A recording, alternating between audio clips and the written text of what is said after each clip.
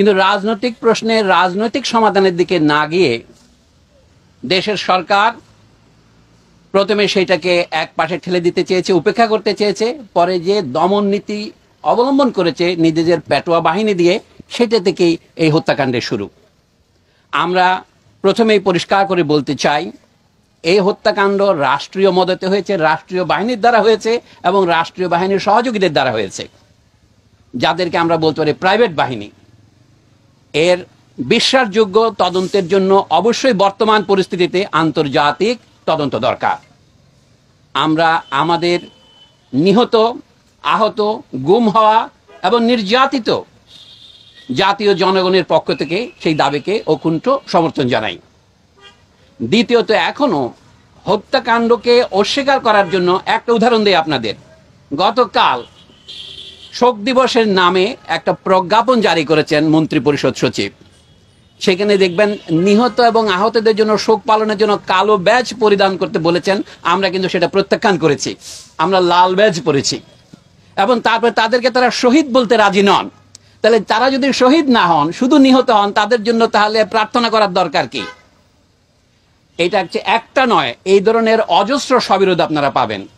সরকার এখন এই হত্যাকাণ্ডকে জায়েজ করবার জন্য যে অজুহাত ব্যবহার করছেন, যে তারা মেট্রো রেল স্টেশনে হামলা করেছে, সেতু ভবনে হামলা করেছে, অথবা বাংলাদেশ টেলিভিশন ভবনে হামলা করেছে। আমাদের জ্ঞানী বিশ্লেষকরা, যেমন ব্রিগেডিয়ার জেনারেল শাকাওয়াত হোসেন, তার পরিষ্কার করেছেন এইগুলিকে বলা হয় কি পয়েন্ট ইনস্টলেশনস, কেপিআই। এগুলি রক্ষার জন্য সরকার কোনো পূর্ব ব্যবস্থা গ্রহণ করেনি, অথবা করলেও যথাযথ ব্যবস্থা গ্রহণ না করার ফলে এটা এর দায় কে বহন করবে? তাদেরকেই বহন করতে হবে।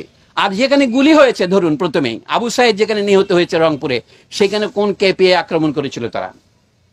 এখনো সরকারের সর্বোচ্চ মহল থেকে বলা হচ্ছে যে আমাদের উন্নয়নের প্রতীকগুলোকে ধ্বংস করার জন্য আমাদের রাজনৈতিক বিরোধীরা এই আন্দোলনে ঢুকে পড়েছে। কথাটা যদি ধরে নেই, যুক্তির খাতিরে সত্য হই, তাহলে বলতে হবে দেশের মানুষ এটাকে সেই মুহূর্তে সমর্থন করলো কেন?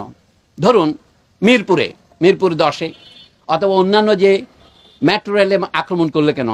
আমাদের দেশের অথবা যে কোনো ঔপনিবেশিক দেশের ইতিহাসের সাথে যারা পরিচিত, এমনকি ইউরোপের দেশের ইতিহাস যারা পরিচিত, তারা জানেন মানুষ যাকে ক্ষমতার দম্ভের প্রতীক মনে করে সেটাকে হামলা করে। সরকারের লেজিটিমেসির একমাত্র দাবি হচ্ছে, বৈধতার একমাত্র দাবি হচ্ছে আমরা উন্নয়ন করেছি গত 1.5 দশকে।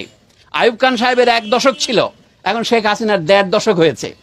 এই উন্নয়নকে মানুষ যে প্রত্যাখ্যান করেছে, সেটা দেখা যায়। ঢাকা শহরের সমস্যাটা কি ছিল? গণযোগাযোগ ব্যবস্থার একটা বৈজ্ঞানিক পদ্ধতি, পাবলিক ট্রান্সপোর্টেশন সিস্টেম, সেটা দিয়ে মেট্রো রেল দিয়ে সেটার সমাধান হবে না। তাদেরই প্রকাশিত তথ্য অনুসারে এটা যখন সম্পূর্ণ চালু হবে, তাকে মাত্র 9% লোক এতে উপকার পাবেন। কাজে এইটাকে প্রতীকী করে দেশের সমস্ত বাজেটের টাকাকে এক খাতে নিয়ে যাওয়া, এই ম্যান্ডেট কে দিয়েছে?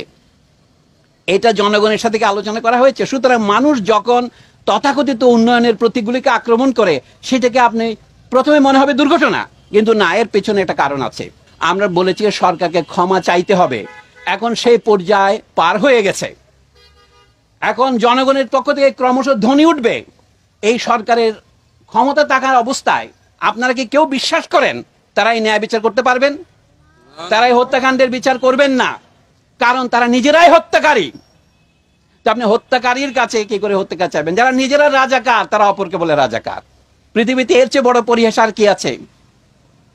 মানে যারা খুনি তারা আজ আমাদের বলে খুনি, যারা বিশ্বাসঘাতক তারা আমাদের বলে বিশ্বাসঘাতক। ক্ষমতার সর্বোচ্চ কেন্দ্রের চারদিকে তো রাজাকাররা বসে আছে, এবং যে ছাত্র যারা 2000 সনের পরে জন্মগ্রহণ করেছে তাদেরকেও তারা রাজাকার বলছেন। আমরা এখানে দাঁড়িয়েছি শুধুমাত্র যারা নিহত হয়েছে তাদের আত্মার মাগফিরাতের জন্য নয়, যারা বেঁচে আছে তাদের আত্মার মাগফিরাতের জন্য। আমাদের মাগফিরাত হচ্ছে, মাগফিরাতের মূল কথা হচ্ছে ক্ষমা, আল্লাহর কাছে ক্ষমা চাওয়া। আল্লাহ গফুরুর রহিম। এবং যারা নিহত এবং আহত এবং যারা নির্যাতিত, এখন নিপীড়িত এবং যারা পলাতক, আমরা তাদের প্রতিকার চাই। এবং তাই প্রতিকার সম্ভব হবে যখন দেশের সমগ্র জনগণ ওদের মতোই বেরিয়ে আসবে।